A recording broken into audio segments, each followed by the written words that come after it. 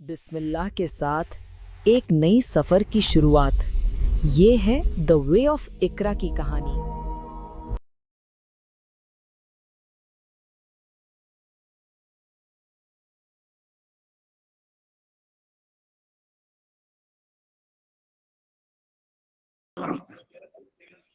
تو آج آپ کے لیے کلاس شروع ہوتے سے ہی ہوم ورک، اور ہوم ورک کیا ہے؟ خطبہ حاجہ یاد کرنا ہے۔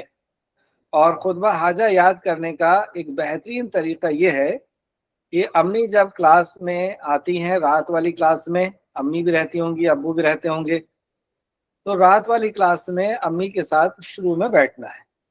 جیسے ہی آپ شروع میں بیٹھیں گے تو میں روزانہ خطبہ پڑھتا ہوں، میرے ساتھ ساتھ آپ کو خطبہ پڑھنا ہے۔ انشاءاللہ 1 مہینے میں آپ لوگوں کو خطبہ یاد ہو جائے گا۔ اور خطبہ یاد ہونے کا کیا فائدہ ہے پتہ ہے آپ لوگوں کو؟ چلیں پہلے ہم لوگ کلاس شروع کر دیتے ہیں، پھر ہم آپ کو بتاتے ہیں کہ خطبے کا فائدہ کیا ہے۔ اور خطبہ میں اس لیے پڑھ رہا ہوں تاکہ آپ بھی سنیں اور آپ بھی اس کو یاد کریں۔ السلام علیکم ورحمۃ اللہ۔ ان الحمد للہ نحمده ونستعینه ونستغفره ونعوذ باللہ من شرور انفسنا ومن سیئات اعمالنا، من يهده الله فلا مضل له ومن يضلل فلا هادي له، واشهد ان لا اله الا الله واشهد ان محمدا عبده ورسوله، اما بعد فان خير الحديث كتاب الله وخير الهدي هدي محمد صلى الله عليه وعلى آله وسلم، وشر الأمور محدثاتها وكل محدثة بدعة وكل بدعة ضلالة وكل ضلالة في النار۔ ہر قسم کی تعریف اور شکر اللہ رب العزت کے لیے لائق اور زیبا ہے، جو ساری کائنات کا ایک و تنہا خالق، مالک، مربی اور منتظم ہے۔ درود و سلام ہو انبیاء اکرام پر، خصوصاً نبی مکرم رحمت للعالمین امام الانبیاء محمد الرسول اللہ صلی اللہ علیہ وسلم پر اور آپ کے اصحاب پر۔ معزز سامعین، عزیز بچوں، میں نے ابھی آپ کے سامنے خطبہ حاجہ پڑھا۔ خطبہ حاجہ یعنی نبی کریم صلی اللہ علیہ وسلم جب بھی کسی مجلس کو خطاب کرتے، کچھ لوگوں کو خطاب کرتے، تو آپ پہلے خطبہ پڑھتے۔ خطبے میں کیا ہے؟ خطبے میں اللہ رب العزت کی حمد اور ثنا ہے، اور اللہ رب العزت کا دیا ہوا ہم پر جو احسانات ہے اس کا اظہار ہے، اس کا اقرار ہے، اور نبی کریم صلی اللہ علیہ وسلم پر درود و سلام ہے۔ یہ خطبہ پڑھنے کے بعد ہی نبی مکرم خطاب کیا کرتے تھے، وہ کوئی میٹنگ ہو یا جمعے کا خطبہ ہو یا عید کا خطبہ ہو یا نکاح کا خطبہ ہو، ہر خطبے میں آپ یہ خطبہ پڑھتے تھے۔ ایک بار مکہ کے اندر عمرہ یا حج کی نیت سے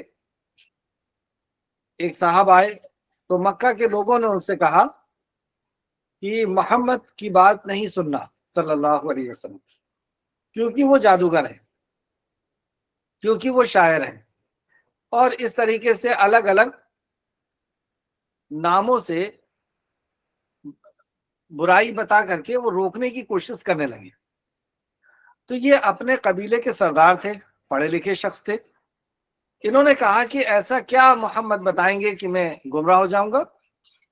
میں پڑھا لکھا شخص ہوں، میں علاج کرنا بھی جانتا ہوں، یعنی کوئی اگر جنات وغیرہ لگ جائے تو میں اس کا علاج کرنا بھی جانتا ہوں، میں اپنے قبیلے کا سردار ہوں، پڑھا لکھا ہوں، سمجھدار ہوں، ایسے کیسے میں کسی کی بات پر بہک جاؤں گا؟ تو پہلے تو انہوں نے کان میں روئی لگائے ہوئے تھے، پھر روئی نکال لیے اور جا کر کے محمد رسول اللہ کے پاس بیٹھ گئے۔ آپ صلی اللہ علیہ وسلم نے پہلے یہی خطبہ پڑھا، انہوں نے غور سے خطبہ سنا اور کہا کہ پھر سے پڑھیے۔ رسول اللہ نے پھر سے پڑھا، پھر کہا پھر سے پڑھیے، پھر رسول اللہ نے پھر سے پڑھا اسی خطبے کو۔ پھر وہ کیا کہتے ہیں کہ یہ اس خطبے سے اتنا متاثر ہوئے اور وہ سمجھ گئے کہ یہ واقعی اللہ کے نبی ہیں، کہا کہ اپنا ہاتھ آگے بڑھائیے، اور انہوں نے اسلام قبول کر لیا۔ تو یہ خطبے کے اندر اللہ رب العزت نے ایسی تاثیر رکھی ہے، اور جو اس کو سمجھتا ہے وہ متاثر ہوتا ہے، وہ اس کے دل کو اپیل کرتی ہے یہ بات۔ تو ہم اب جیسے آپ بڑے ہوں گے، گھر کے اندر کوئی میٹنگ ہے یا اسکول میں میٹنگ ہے، یا آپ لوگوں کو 4-5 لوگوں کو کوئی بات سنانا ہے، سمجھانا ہے، تو پہلے خطبہ پڑھنا ہوگا، کیونکہ یہ سنت ہے۔ اس لیے 1 مہینے کا آپ لوگوں کو ٹائم دیا جا رہا ہے۔ 1 مہینے تک اگر آپ لوگ امی کے ساتھ روز بیٹھ کر کے سنیں گے تو رمضان کے پہلے پہلے یاد ہو جائے گا، اور جو بچہ سب سے پہلے اسے یاد کر کے سنائیں گے جو بچے، ان کے لیے انعامات رہیں گے انشاءاللہ۔ چلے آج کی کلاس ہم لوگ شروع کرتے ہیں۔ آج کی کلاس میں پہلا سبق لیسن نمبر 30 ہے یہ، اور اس کا جو پہلا سبق ہے وہ ہے انبیاء کے واقعات۔ تو انبیاء کے واقعات میں ہم نے آدم علیہ السلام کا واقعہ بہت ڈیٹیل کے ساتھ پڑھا ہے، تفصیل کے ساتھ پڑھا ہے۔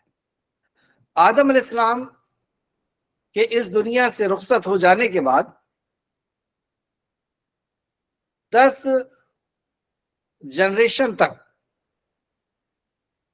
10 صدیوں تک، 10 پیڑھی تک، 10 صدی اس لیے ہم کہہ رہے ہیں کیونکہ پہلے کے لوگوں کی عمر 1000 سال ہوا کرتی تھی، تو 1000 سال کی 1 صدی ہوتی ہے، تو ایسا کر کے 10 پیڑھی، 10 صدی، 10 جنریشن تک لوگوں کے اندر شرک نہیں آیا تھا۔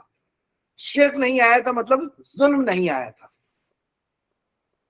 لیکن دھیرے دھیرے 10ویں صدی پہنچے تک، 10ویں جنریشن پہنچے تک شرک آ گیا تھا۔ 10ویں جنریشن پہنچے تک شرک آ گیا تھا، تو اللہ رب العزت نے شرک آ گیا تھا یعنی ظلم آ گیا تھا، تو اس ظلم کو ختم کرنے کے لیے اللہ رب العزت نے نبی پہنچائے، اور وہ نبی کا نام ہے نوح علیہ السلام۔ تو نوح علیہ السلام نے ان لوگوں کو توحید کی دعوت دی، اور 950 سال ان کو توحید کی دعوت دی، اور ظلم سے رکنے کا کہا، کیونکہ جس انسان کے اندر شرک آ جاتا ہے اس کے اندر پھر ہر برائی آتی ہے، کیونکہ جب اللہ کا ڈر ختم ہو جاتا ہے، شرک کیوں آتا ہے؟ شرک آتا ہے اللہ کی پہچان نہ ہونے کی، ظلم آتا ہے اللہ کی پہچان نہ ہونے کی وجہ سے۔ انسان شرک کب کرتا ہے؟ جب اس کو اللہ کی پہچان نہیں ہوتی، اور توحید میں کب آتا ہے؟ جب اسے اللہ کی پہچان ہو جاتی ہے۔ تو جیسے جیسے اللہ کی پہچان ہوتی ہے تو انسان توحید میں مضبوط ہوتا ہے، اور جیسے جیسے اللہ کی پہچان کم ہوتی جاتی ہے تو انسان شرک کے طرف مائل ہونا شروع ہو جاتا ہے، اور پھر وہ اپنا ضرورت کا پورا کرنے والا، مصیبت کا دور کرنے والا اللہ کو چھوڑ کر کے مخلوق کو سمجھنے لگتا ہے، اور جب وہ اللہ سے اس کا یقین ہٹتا ہے، اللہ کا ڈر اس کے دماغ سے نکلتا ہے، اس کی سوچ سے اللہ کا ڈر نکلتا ہے، تو پھر اس کے اندر برائیاں آنا شروع ہوتی ہیں، اور جب وہ برائی آتی ہے تو کیا کرتا ہے؟ یہ ظالم بن جاتا ہے اور کمزور کے اوپر شاسن کرتا ہے، کمزور کو اور کمزور کرتا ہے۔ جیسے عورتیں کمزور ہوتی ہیں تو عورتوں کے اوپر ظلم کرے گا، پھر جو قبیلہ کمزور ہوتا ہے اس کے اوپر ظلم کرے گا، اس کو لوٹ لے گا، اس کو مارے گا، اس کے اوپر اس کی جائیداد کو لوٹے گا۔ تو اس طریقے سے انسان ظلم کرنا شروع کر دیتا ہے۔ تو جب ظلم بڑھ جاتا ہے تو اللہ رب العزت نبی کو پہنچاتے ہیں، اور نبی سب سے پہلے اللہ کی معرفت کراتے ہیں اور اللہ کے حکم کو پورا کرنے کا کہتے ہیں۔ جب اللہ کے حکم کو انسان پورا کرتا ہے تو پھر اس کے اندر انصاف آ جاتا ہے، کیونکہ اللہ کا حکم کیا ہے؟ انصاف کا حکم ہے، حقوق کو ادا کرنے کا حکم ہے۔ اللہ کا یہی حکم ہے نا کہ بچوں کے حق بچوں کو دیا جائے، والدین کے حق والدین کو دیا جائے، پڑوسی کا حق پڑوسی کو دیا جائے، گراہک کا حق گراہک کو دیا جائے۔ تو یہ سارے حقوق جب نافذ ہوتے ہیں تو ظلم دنیا سے ختم ہو جاتا ہے۔ تو اللہ رب العزت نے 10ویں جنریشن جب آئی آدم علیہ السلام کے بعد تو ظلم بڑھ گیا انسانیت کے اوپر، کیونکہ وہ شرک کرنے لگے تھے۔ تو نوح علیہ السلام آئے اور انہوں نے ظلم کو ختم کرنے کے لیے توحید کی دعوت شروع کی، کہ جب توحید آ جائے گی تو اللہ کے حکم کو مانیں گے یہ۔ لیکن بہت کم لوگ اسلام میں آئے، اور آپ کی 950 سال کی محنت کے بعد چند ہی لوگ اسلام میں آئے اور ظلم ویسے ہی بڑھتا چلا جا رہا تھا. تو اللہ رب العزت نے اس ظلم کو ختم کرنے کے لیے نوح علیہ السلام کو کہا کہ آپ کشتی میں بیٹھ جائیں، اور بچے ہوئے جو لوگ تھے ان کو اللہ رب العزت نے ختم کر دیا. یہاں سے ایک بہت بڑا میسج میں آپ کو دینا چاہتا ہوں کہ ابھی جیسے آپ نے دیکھا کہ 45,000 بچوں کو قتل کر دیا گیا، عورتوں کو بے گھر کر دیا گیا، بوڑھوں کو گھر سے نکال دیا گیا، ملک چھوڑنے پر مجبور کر دیا گیا. تو کچھ لوگوں کا یہ کہنا ہوا کہ اللہ رب العزت ان کی مدد کیوں نہیں کر رہا ہے. ہر دور میں ایسے ہی ہوا، کیونکہ اللہ رب العزت نے دنیا بنائی ہے اور دنیا بنا کر کے انسان کو آزادی دے دی عمل کی. آزادی عمل کی کیوں دے دی؟ کہ اللہ رب العزت اب ایگزام لے رہا ہے کہ اس آزادی کا یہ صحیح فائدہ اٹھاتے ہیں یا غلط فائدہ اٹھاتے ہیں. اللہ نے جو آزادی دے دی ہے اس آزادی سے یہ اللہ کی اطاعت اور فرما برداری کرتے ہیں یا انسانیت کے اوپر ظلم کرتے ہیں. اور جب جب ظلم بڑھ جاتا ہے تو اللہ رب العزت عذاب پہنچاتا ہے. جیسے نوح علیہ السلام کے دور میں جب ظلم بڑھ گیا تو اللہ رب العزت نے نوح علیہ السلام کو کہا کہ کشتی میں بیٹھ جاؤ، اور نوح علیہ السلام کشتی میں بیٹھ کر کے جانے لگے، یعنی ناؤ میں، اور اتنا پانی آیا کہ پورا ارتھ ڈوب گیا.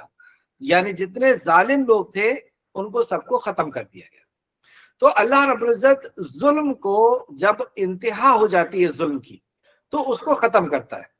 ظلم کو ختم کرنے کا اللہ رب العزت کے پاس کئی طریقے ہیں، جس میں سے ایک طریقہ کہ اللہ نے پانی میں ڈبا ڈبا کے مار ڈالا.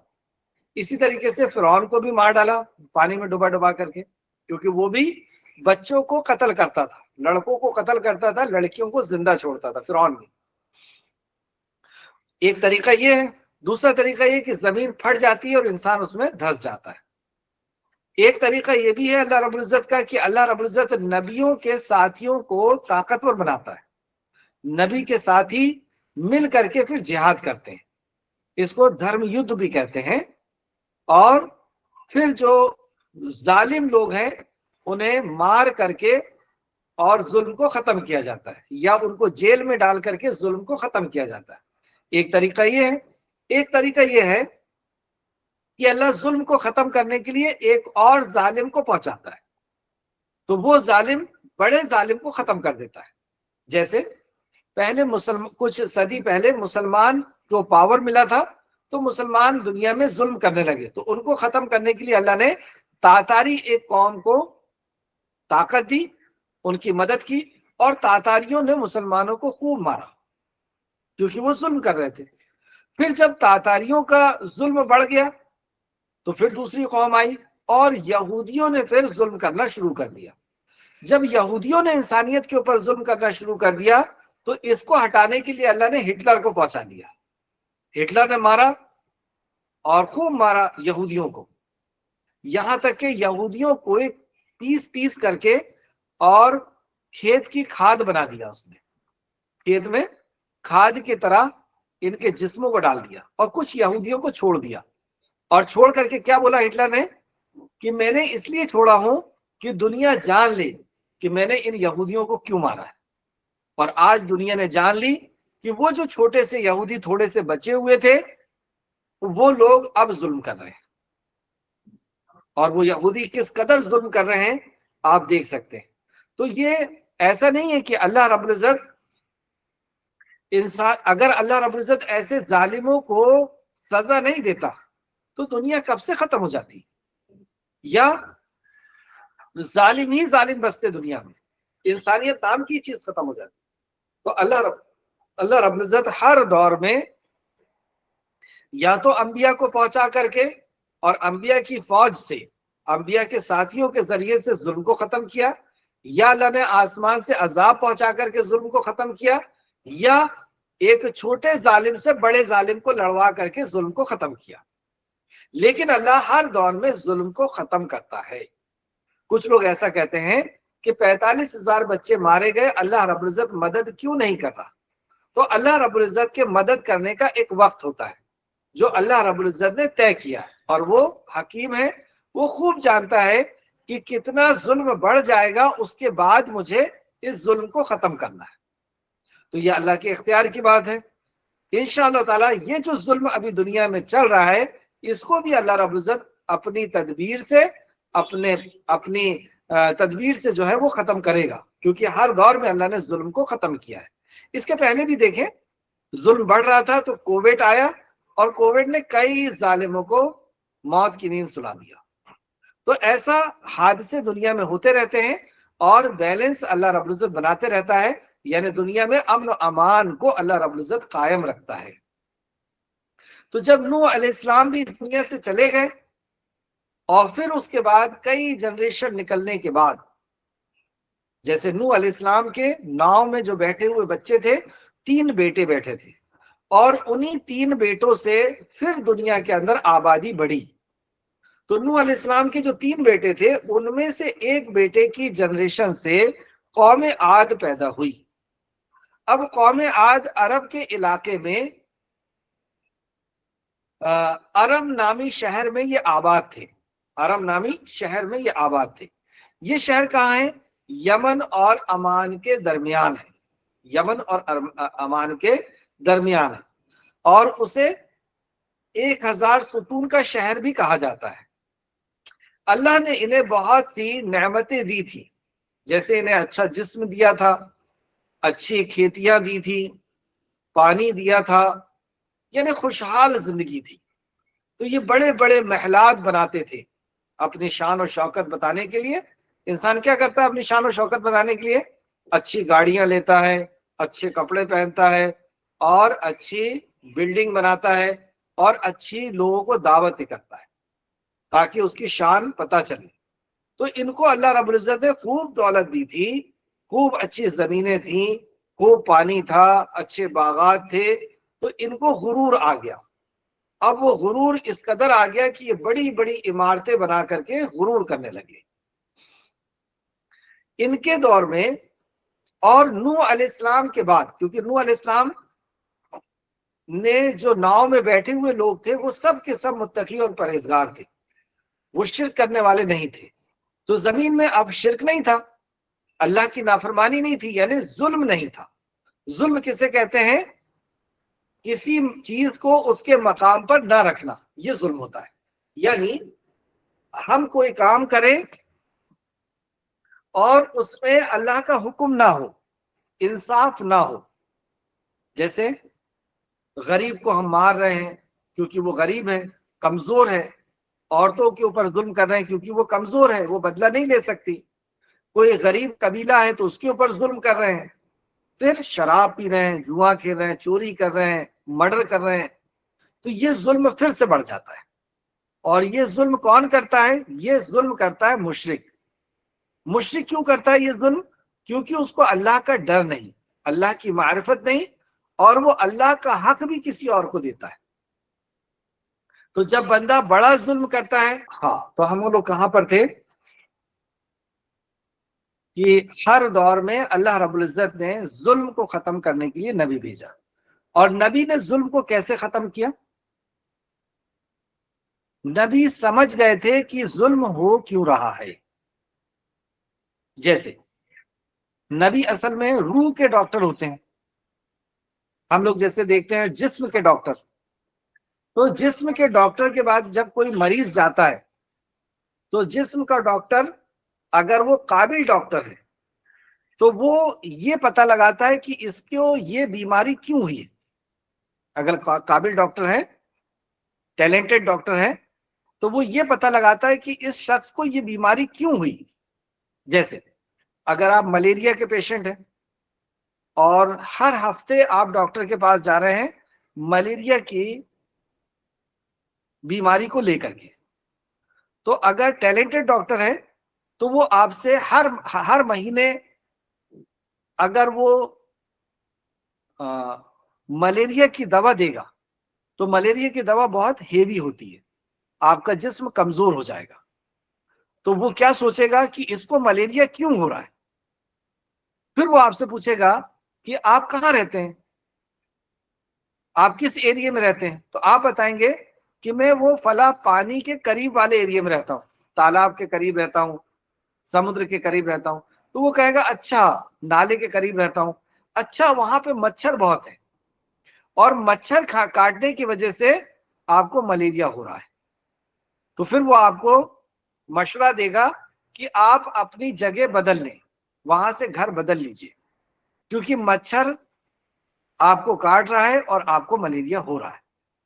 اگر آپ جگہ بدل لیں گے تو پھر اب آپ کو ملیریا نہیں ہوگا. اسی طریقے سے انبیاء بہت ٹیلنٹڈ ہوتے تھے کیونکہ اللہ کی طرف سے وہی آتی تھی.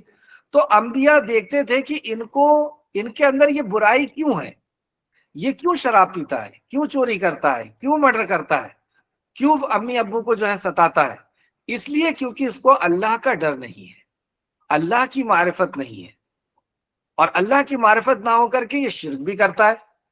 اس کے اندر سب سے بڑی بیماری، سب سے بڑی برائی ہے کہ شرک کرتا ہے. تو انبیاء سب سے پہلے توحید کی دعوت دیتے. اب آپ کو سمجھ میں آئی توحید کی دعوت کیوں دیتے ہیں؟ سب سے پہلے انبیاء کیوں آتے تھے؟ انبیاء آتے تھے دنیا سے کرائم کو ختم کرنے کے لیے. انبیاء آتے تھے دنیا سے کرائم کو ختم کرنے کے لیے، لیکن کرائم سے ختم کرنے یعنی لوگ اپنے ماں باپ کا حق ادا کریں، پڑوسی کا حق ادا کریں، بچوں کا حق ادا کریں، ہے نا، عورتوں کے اوپر ظلم نہ کریں، کمزوروں کے اوپر ظلم نہ کریں. اس لیے انبیاء آتے تھے. لیکن یہ چیز ختم کیسے ہوگی؟ یہ چیز ختم کیسے ہوگی؟ اور یہ بات انہیں پتا تھی کہ یہ ختم ہوگی اللہ کے حکم کو پورا کرنے سے. اور یہ اللہ کے حکم کو کب پورا کریں گے؟ جب اللہ کو جانیں گے، اللہ کے پاور کو جانیں گے، اللہ کی عظمت کو جانیں گے، اللہ کی شان اور طاقت کو جانیں گے. اور جب وہ جانیں گے تو یہ شرک بھی نہیں کریں گے، تو یہ توحید میں آئیں گے. تو جب تک توحید نہیں آئے گی تب تک برائی ختم نہیں ہوگی. سمجھ گیا بات کو؟ جب تک توحید نہیں آئے گی، جب تک برائی شرک ختم نہیں ہوگا اور دوسری برائی بھی ختم نہیں ہوگی. تو انبیاء سب سے پہلے توحید کی دعوت دیتے تھے ہر دور میں. اور جیسی توحید آتی تھی تو انسان پھر اللہ کے حکموں پر چلنا شروع کر دیتا تھا. تو نوح علیہ السلام نے 950 سال توحید کی دعوت دی، لیکن یہ لوگ توحید پر نہیں آئے اور شراب پیتے رہے، جوا کھیلتے رہے، چوری کرتے رہے، مرڈر کرتے رہے، اور عورتوں کے اوپر ظلم کرتے رہے، کمزوروں کے اوپر ظلم کرتے رہے. تو جب یہ ظلم کر رہے تھے تو اللہ رب العزت نے کہا کہ ایک ناؤ بنائے اور اس میں بیٹھ جائے اپنے ساتھیوں کے ساتھ، ایمان والوں کے ساتھ، اور جو بچے ہوئے ظالم تھے، انسانیت کے اوپر ظلم کرنے والے، اللہ رب العزت نے ان کو ڈبا ڈبا کر کے مار ختم کر دیا کہ تم رہنے لائق نہیں. پھر اس کے بعد ان کے جو 3 بچے تھے نوح علیہ السلام کے، اسی سے دنیا آباد ہوئی. تو ان کے 3 بچوں میں سے ایک بچے کی قوم کا نام قوم عاد ہوا. تو قوم عاد کے اندر دھیرے دھیرے دھیرے دھیرے کر کے شرک آ گیا. اور شرک آ گیا یعنی ساری برائیاں آ گئی، چوری کرنا، مرڈر کرنا، شراب پینا، اس قسم کی برائیاں، امی ابو کی نافرمانی کرنا، پڑوسیوں کو ستانا، علم حاصل نہ کرنا، یہ ساری برائیاں آ گئی ان کے اندر. تو پھر اللہ رب العزت نے ایک نبی بھیجا، اور وہ نبی کا کیا نام ہے؟ قوم عاد کے طرف جو نبی آئے ان کا نام ہے ہود. قوم عاد کے طرف جو نبی آئے ان کا نام ہے ہود علیہ السلام. اب ہود علیہ السلام نے انہیں دعوت دی، توحید کی دعوت دی، اور کہا کہ یہ ظلم ہے، اس سے رک جاؤ. لیکن ان کے پاس بہت دولت تھی، بہت طاقت تھی، بڑی بڑی بلڈنگیں تھیں، اچھی سواریاں تھیں. تو ان کے اندر غرور تھا، اور انہوں نے ہود علیہ السلام کی بات کو ماننے سے انکار کر دیا. ٹھیک ہے، جب انہوں نے ہود علیہ السلام کی بات کو ماننے سے انکار کر دیا تو پھر اللہ رب العزت نے ان کے ساتھ کیا کیا وہ ہم آگے والی کلاس میں پڑھیں گے. تو آج کی ہماری اس کلاس سے انبیاء علیہ السلام کی واقعات سے ہمیں کیا عبرت اور نصیحت ملی؟ 3 اہم بات پتہ چلی کہ اللہ رب العزت نے اس کائنات کو بنا کر کے اور ظالموں کو ظلم کرنے کے لیے آزاد نہیں چھوڑا ہے. ایک حد تک ان کو مہلت دی جاتی ہے، اور جب ان کا ظلم حد سے بڑھ جاتا ہے وہ اللہ رب العزت انہیں ختم کر دیتا ہے۔ ختم کرنے کے کتنے طریقے ہیں اللہ کے پاس؟ کئی طریقے ہیں۔ جیسے یا تو پانی بہت گرا کے پانی میں ڈبا ڈبا کے مار ڈالتا ہے، جیسے نوح علیہ السلام کے دور کے لوگ اور فرعون کے دور کے لوگوں کے ساتھ۔ مصر کا بادشاہ فرعون یہ بھی لڑکوں کو قتل کرتا تھا، لڑکیوں کو زندہ چھوڑتا تھا، کئی سال تک یہ کرتا رہا۔ آخر کار موسیٰ علیہ السلام آئے اور موسیٰ علیہ السلام نے اس کو دعوت دی، لیکن یہ بات نہیں مانا۔ تو اللہ رب العزت ایک دم عذاب نہیں دیتا، پہلے نبی بھیجتے ہیں اللہ، اور نبی کی بات جب نہیں مانتا ہے اور اپنی اکڑ میں رہتا ہے، غرور میں رہتا ہے اور توحید کو قبول نہیں کرتا، ظلم کو نہیں چھوڑتا، تو پھر اللہ عذاب دیتا ہے۔ تو اللہ رب العزت نے فرعون اور اس کے ساتھیوں کو دریائے نیل میں ڈبا ڈبا کر کے ختم کر دیا۔ تو ایک طریقہ یہ ہوتا ہے۔ دوسرا یہ کہ عذاب آتا ہے، زمین پھٹتی ہے اور انسان اس میں تہس نہس کر دیا جاتا ہے، مار دیا جاتا ہے۔ ایک طریقہ یہ بھی ہوتا ہے کہ کوئی بیماری آتی ہے اور بیماری سے کئی لوگ اپنے انجام کو پہنچ جاتے ہیں، جیسے ابھی کووڈ آیا تھا، اس ٹائم پہ بھی بہت ظلم ہو رہا تھا دنیا میں، تو دنیا سے ظلم کچھ ٹائم کے لیے ختم ہو گیا۔ اس طریقے سے تاتاریوں کا ظلم آیا تھا، تو اللہ نے یہودیوں کے ذریعے سے ہٹلر آیا، یہودیوں کا ظلم آیا، تو یہودیوں کو ظلم کو ختم کرنے کے لیے اللہ نے ہٹلر کو پہنچایا۔ تو ایک طریقہ یہ بھی ہوتا ہے کہ ظالم کو ختم کرنے کے لیے کوئی دوسرے ظالم کو اللہ پہنچاتا ہے، تو دو ظالم جب لڑتے ہیں تو ظلم کا گراف کم ہو جاتا ہے، ظلم کا لیول کم ہو جاتا ہے۔ ایک طریقہ یہ بھی ہے اللہ رب العزت کا۔ ایک طریقہ یہ بھی ہے کہ اللہ نبی کو پہنچاتا ہے، اور نبی کے جو ساتھی ہوتے ہیں، اس فوج کے ذریعے سے اللہ آسمان سے فوج پہنچاتا ہے، جیسے نبی صلی اللہ علیہ وسلم کے پاس پہنچائی تھی، اور پھر ظلم کو ختم کرتا ہے۔ تو ہر دور میں اللہ رب العزت نے الگ الگ طریقے سے ظلم کو ختم کیا۔ کون کون سا طریقہ میں نے بتایا آپ کو؟ آسمان سے عذاب کا آنا، زمین سے عذاب کا آنا، یا بڑے ظالم کو چھوٹے ظالم کے ذریعے سے ختم کرنا، یعنی دو ظالم کو لڑوا کر کے ختم کرنا، یا انبیاء علیہ السلام کے ذریعے سے ختم کرنا۔ ٹھیک ہے؟ لیکن اللہ رب العزت، جیسے کچھ لوگ کہتے ہیں نا کہ 45,000 بچے مارے گئے، تو ان کے اوپر اللہ رب العزت کیوں نہیں، وہ پاورفل ہونے کے بعد کیوں نہیں مدد کر رہا ہے؟ تو اللہ کی مدد ضرور آنا ہے، ایک حد تک اللہ نے ٹائم دیا ہے، کیونکہ اللہ نے ہمیں آزمائش کے لیے پہنچایا ہے۔ تو اللہ پاور دے کر کے آزمائش کر رہا ہے کہ تم پاور کا صحیح استعمال کرتے ہو یا غلط۔ جیسے ہمارا امتحان ہو رہا ہے، ویسے ملکوں کا بھی امتحان ہو رہا ہے کہ کون سے ملک کو اللہ نے طاقت دی ہے اور وہ ملک کیا کرتا ہے۔ تو ملکوں کا بھی امتحان ہو رہا ہے، گھروں کا بھی امتحان ہوتا ہے، شہروں کا بھی امتحان ہوتا ہے۔ تو وہ ملک جس کو اللہ نے طاقت دی ہے، تو وہ انسانیت کے اوپر ظلم کر رہا ہے، اپنی ریاست کو بڑھانے کے لیے، اپنی زمین کو بڑھانے کے لیے انسانیت کے اوپر ظلم کر رہا ہے۔ تو اللہ رب العزت اس کے ظلم کو کسی نہ کسی طریقے سے پکڑے گا، یا تو کوئی دوسرا ظالم پہنچائے گا، یا اللہ کوئی بیماری کا عذاب پہنچائے گا، یا زمین کو پھاڑ دے گا، یا آسمان سے بارش برسا دے گا، یا نیک لوگوں کے ذریعے سے اس ظلم کو ختم کرے گا۔ لیکن ظلم ہر دور میں اللہ رب العزت نے ختم کیا ہے۔ یہ میسج آج کی کلاس میں ہم کو ملا۔ ٹھیک ہے؟ اگر ظلم کو اللہ رب العزت ختم نہیں کرتا تو کتنے بڑے بڑے ظالم آئے تو وہ ظالموں کی پاور رہتا، بادشاہت رہتی۔ موسیٰ علیہ السلام کے دور میں فرعون، اللہ نے اس کی طاقت کو ختم کیا۔ تاتاری، اللہ نے ان کی طاقت کو ختم کیا۔ ہٹلر، اللہ نے اس کی طاقت کو ختم کیا۔ یہودی، اللہ نے ان کی طاقت کو ختم کیا۔ اب پھر سے یہودیوں کو طاقت مل گئی ہے، اب پھر سے وہ انسانیت کے اوپر ظلم کر رہے ہیں۔ یعنی اب ان کی جب وقت آ جائے گا اور ظلم کا ایک گھڑا جب بھر جائے گا تو اللہ رب العزت انہیں بھی نیست و نابود کر دے گا۔ ظالم کو اللہ رب العزت ضرور پکڑتا ہے۔ یہ آج کی کلاس کا اہم سبق تھا۔ دوسرا سبق کیا تھا؟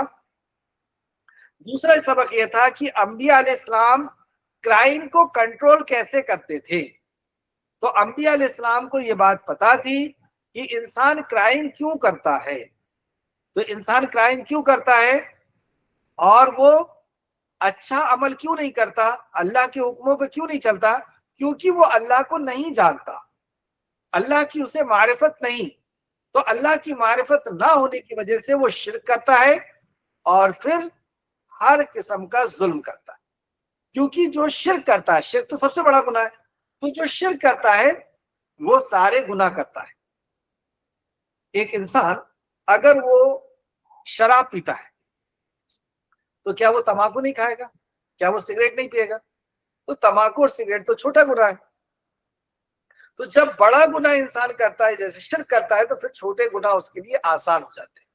اور گناہ کیوں کرتا ہے؟ اللہ کی نافرمانی کیوں کرتا ہے؟ کیونکہ اللہ کی اسے معرفت نہیں.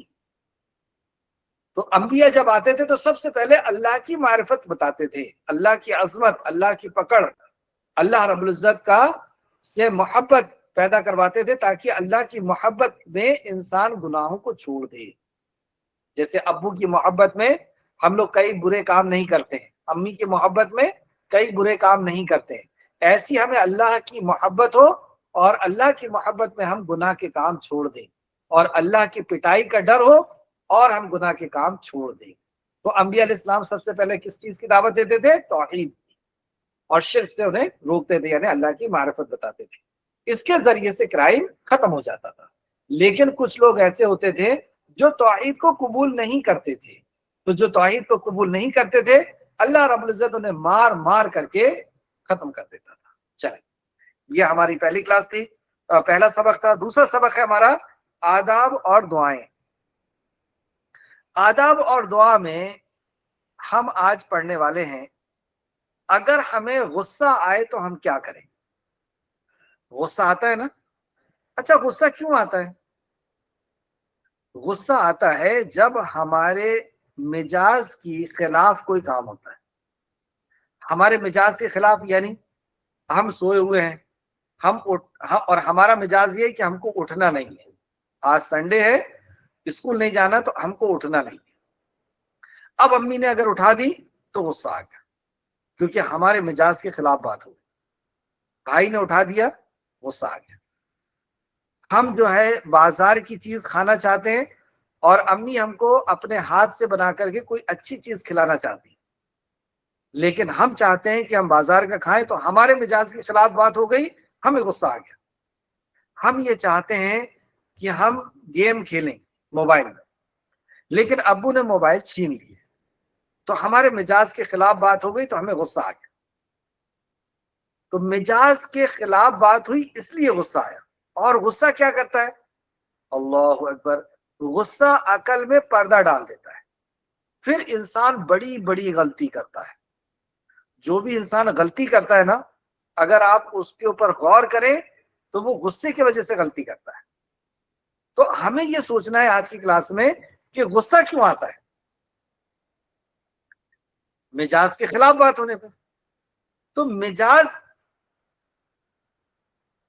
کے خلاف بات ہونے پہ غصہ آ رہا ہے، اس کا مطلب ہمارا مزاج ہی غلط ہے.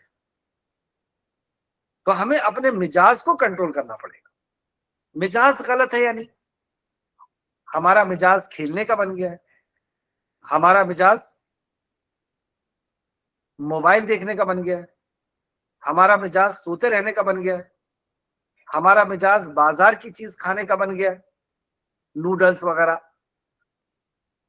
تو یہ مزاج جو ہے یہ اللہ کی مرضی کے خلاف بنا، اور اللہ کی مرضی کے خلاف یہ مزاج کس نے بنایا؟ یہ بنایا شیطان. تو جب غصہ آیا تو ہم کو کیا بولنا ہے؟ اللہ کی پناہ میں آنا ہے، اعوذ باللہ من الشیطان الرجیم. اے اللہ تو ہمیں اس شیطان مردود سے بچا دے، کیونکہ ہمارے کو مزاج کے خلاف اسی نے کیا. ہمارے مزاج کو بگاڑا اس نے، ہماری سوچ کو بگاڑا اس نے. اور جب وہ مزاج ہمارا پورا نہیں ہوا، وہ ہمارے مزاج کے خلاف بات ہو گئی، ہماری سوچ کے خلاف بات ہو گئی، تو اب وہ شیطان نے ہمارے اندر غصہ لے کر کے آیا. تو غصے کی جڑ کہاں پر ہے؟ غصے کی اصل کہاں پر ہے؟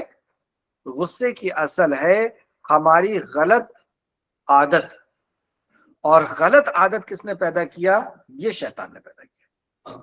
غلط عادت کون سی تھی کہ ہم کھیلتے رہیں، ہم سوتے رہیں، ہم بازار کی چیز کھائیں اور ہم موبائل دیکھتے رہیں. یہ ساری چیز ہمیں نقصان پہنچا رہی ہے اور یہ شیطان نے بنائی. اور جب ہم سے یہ چیز چھینی جاتی ہے تو پھر ہمیں غصہ آتا ہے. تو شیطان غصہ نہیں لاتا، شیطان کیا کرتا ہے؟ ہمارے مزاج کو بگاڑتا ہے، ہماری سوچ کو بگاڑتا ہے. اور جب ہماری سوچ پوری نہیں ہوتی، ہماری خواہش پوری نہیں ہوتی، پھر غصہ آتا ہے. تو اب ہم کو کیا کرنا پڑے گا؟ اپنی سوچ کو صحیح کرنا پڑے گا. سوچ کو صحیح کرنے کے لیے کیا کرنا پڑے گا؟ شیطان کو بھگانا ہوگا. اور شیطان کو بھگانے کے لیے کیا کرنا ہوگا؟ اعوذ باللہ من الشیطان الرجیم، اے اللہ میں تیری پناہ میں آتا ہوں شیطان سے. تو شیطان بھاگ جاتا ہے. کیسے بھاگتا ہے پتہ ہے آپ کو؟ جیسے آپ بازار میں جا رہے ہیں یا گراؤنڈ جا رہے ہیں اور آپ کے پیچھے ایک کتا لگ جائے، کتا لگ گیا اور وہ بھونک بھی رہا ہے، تو آپ کیا کریں گے؟ آپ کسی بڑے شخص کے پیچھے جا کر کے چھپ جائیں گے. جیسی بڑے شخص کے پیچھے جا کر کے چھپیں گے تو کتا بھاگ جائے گا. اسی طریقے سے آپ کہیں جا رہے ہیں اور گنڈے آپ کے پیچھے لگ گئے، کڈنیپ کرنے والے بچوں کو کڈنیپ کر لیتے نا. جو بچے زیادہ بازاروں میں گھومتے رہتے ہیں تو کچھ ایسے لوگ ہیں جو بچوں کو چرا کے لے جاتے ہیں اور بچوں کو چرا کے لے جا کر کے کیا کرتے ہیں؟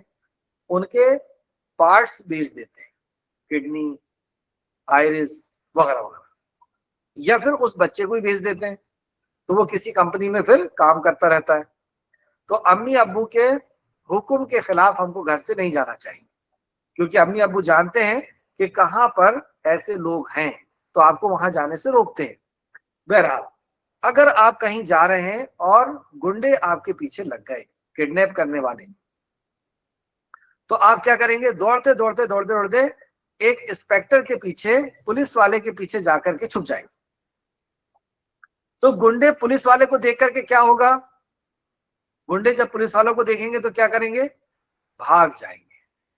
ایسی ہوتا ہے کہ جب ہمیں شیطان وسوسہ دے رہا ہے، وسوسہ کر رہا ہے نا کہ تم موبائل کھیلو، تم ابھی سوتے رہو، اور اس ٹائم میں ہم نے، امی نے روکا تو ہمیں غصہ آئی، تو کیا کرنا ہے اس ٹائم میں؟ شیطان سے بچنا ہے. اور اعوذ باللہ من الشیطان الرجیم جیسی ہم نے پڑھے تو ہم اللہ رب العزت کی پناہ میں آ گئے. جیسے گنڈے سے بچنے کے لیے پولیس کی پناہ میں آئے نا آپ، تو پولیس کو دیکھ کر کے گنڈا بھاگ گیا. اسی طریقے سے جیسی اللہ کی پناہ میں آپ آتے ہیں شیطان بھاگ جاتا ہے. اور اللہ کی پناہ میں آنے کے لیے کیا کرنا ہوگا عبد الرحمن؟ اللہ کی پناہ میں آنے کے لیے کیا کرنا ہوگا؟ اللہ کی پناہ میں آنے کے لیے اللہ سے پناہ مانگنی ہوگی. اور اللہ سے پناہ کیسے مانگتے ہیں؟ اعوذ باللہ من الشیطان الرجیم، اے اللہ میں تیری پناہ میں آتا ہوں شیطان سے. تو شیطان کیا کرتا ہے؟ بھاگ جاتا ہے. اس نے جیسی دیکھا ہے ارے یہ تو اللہ کی پناہ میں چلا گیا، وہ فوراً چھوڑ چھاڑ کر کے بھاگ جاتا ہے. تو جب غصہ آئے گا تو یہ پڑھنا ہے. اب اسی طریقے سے ہمارا تیسرا سبق ہے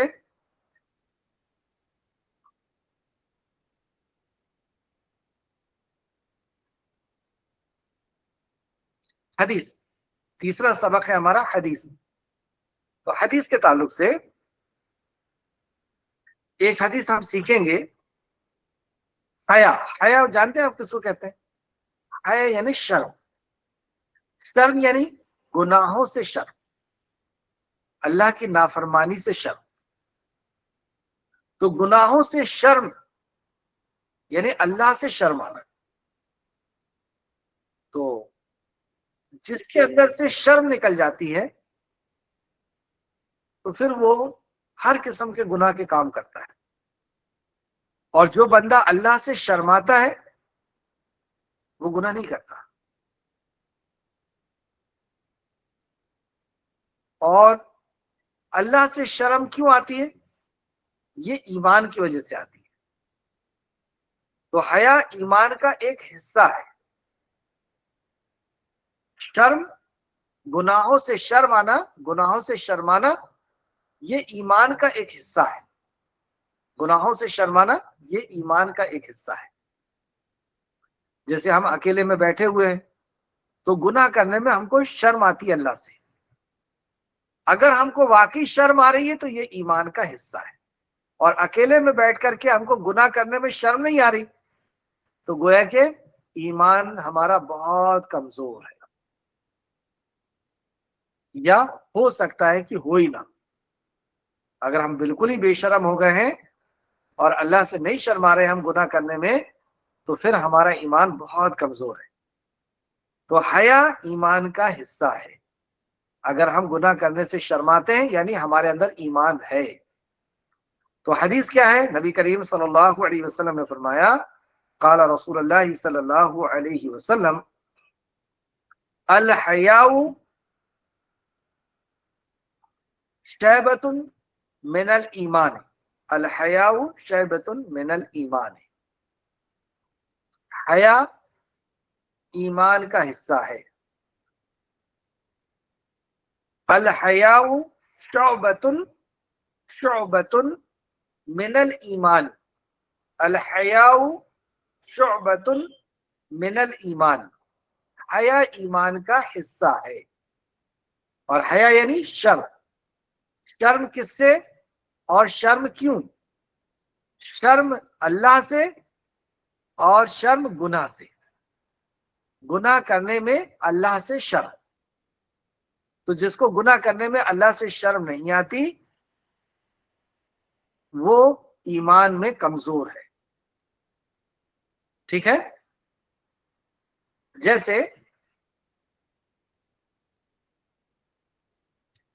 جیسے کوئی کسی کو گالی دے رہا ہے تو اس کو شرم آنا چاہیے اللہ سے. کوئی امی کی نافرمانی کر رہا ہے، شرم آنا چاہیے اس کو کہ اللہ نے منع کیا اور میں یہ کام کر رہا ہوں. کوئی گیم کھیل رہا ہے، شرم آنا چاہیے اس کو، لیکن اس کو شرم نہیں آ رہی. تو یہ ایمان کا حصہ ہے، یعنی ایمان کا حصہ اس کا کمزور ہو گیا. اور جتنا بڑا گناہ اتنی زیادہ شرم آنا چاہیے. جتنا بڑا گناہ اس کا ایمان اسے روکنا چاہیے، لیکن اس کا ایمان اس کو روک نہیں رہا. اور سب سے مضبوط ایمان کیسا ہوتا ہے؟ سب سے زیادہ شرم والا انسان جب وہ کسی برائی کو دیکھتا ہے تو اپنے ہاتھ سے روکتا ہے، اور ہاتھ سے نہیں روک پاتا تو اپنی زبان سے روکتا ہے، اور زبان سے نہیں روک پاتا ہے تو دل میں برا جان کر کے چلا جاتا ہے، ہٹ جاتا ہے وہاں سے. اور یہ ایمان کا سب سے چھوٹا حصہ ہے.